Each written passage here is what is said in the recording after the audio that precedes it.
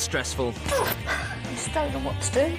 How did the Williams family accidentally teach aggression to their children? When aggression changes what everyone does next, the whole house reorganizes itself around the next incident. And in this case, aggression is not just an expression of anger. It changes what the adults do, it weakens instructions, and consequences wobble. And mom and dad split instead of holding one line. And so this is not just about a child losing control, this is about a family pattern. And here's where the case starts to widen. Watch what happens to the adult line when the pressure rises. Get down! Tyler, will you get in the back, please? Please, just let her get in the front and you can sit in the back on the way home. So is this what happens every time you get in the car? Yeah, she's always screaming and punching out at the others. So what keeps repeating here? A routine instruction is given about where to sit in the car. The child resists and the adult line starts to soften into bargaining. At surface level, this looks like a child being difficult about sitting in the front seat, as well as a stressed parent trying to get everyone moving. And the important thing here is how quickly that boundary turns into a negotiation as soon as the pressure starts to rise. Reading this as a child being difficult is too shallow. The stronger reading is that the resistance is already changing the adult's response. The rule is clear at first, and then it becomes movable. So pressure builds, and then the adult line softens, and then mom confirms that this is not a one-off pattern. So this just looks like a child arguing over seating, but underneath, it's about the boundary turning into a negotiation. And so, this is where that drift in boundary stops being vague and starts to teach something. And you see it most clearly in the next interaction between Martin and Tia. Now, follow through means that the boundary stays even when that pressure rises. Now, watch what happens when that follow through starts to wobble. Don't talk to her, just place her back onto the chair. Then come back. The reason why she's testing you now is because you went, all right, mate, on the chair, come on then. She thought you was having a laugh with her. After only 2 attempts to get Tia to stay on her chair, Martin decides she's had enough discipline for today. So what is Tia actually learning here? Martin starts the consequence, but the line doesn't stay firm. On the surface, it looks like Tia is just refusing. A boundary is started, but the follow-through quickly softens. And because once that line softens, that boundary starts to look negotiable. So the real lesson is not just dad said no. It's that if I keep pushing, the line may move. And that is how persistence is taught. Children don't just learn from the rule itself. They also learn from the adult stability around the rule. And once that adult response steadies, the pushing pattern starts to weaken. And here is a visible part of that pattern changing. How many times am I going to do this? You could do it for an hour, but I'll be here with you, mate. I ain't doing this for an hour. You've not even tried yet, mate. All right, well done, Martin. Right, nice one, Martin.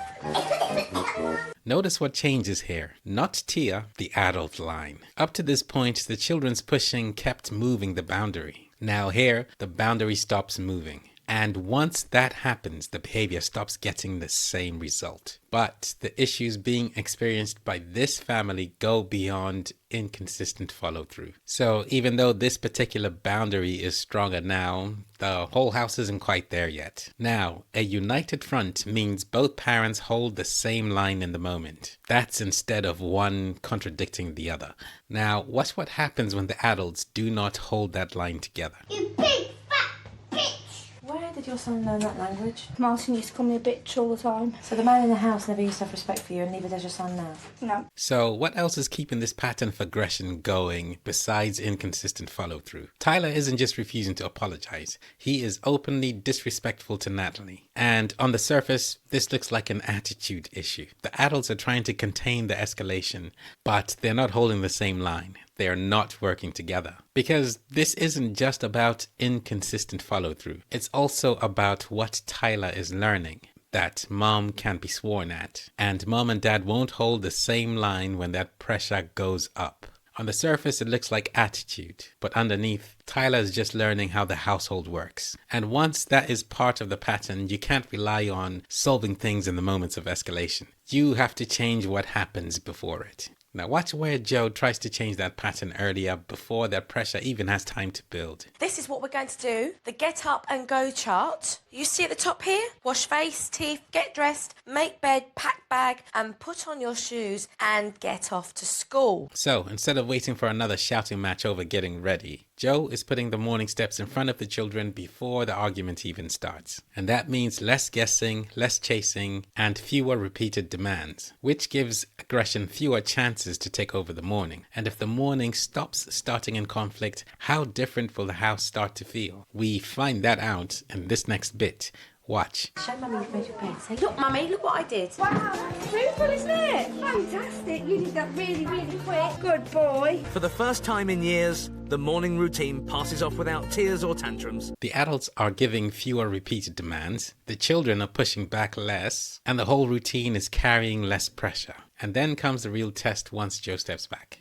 Does the old pattern start pushing back in? Let's find out. Watch what happens when the pressure goes back up. When Tyler refuses to stay in bed, far from remaining calm like Supernanny taught him, he loses his temper. If I don't, I swear to God, you're going to get him. And it's not just Dad. Mum, I can't do this today. I'm in one of their moves.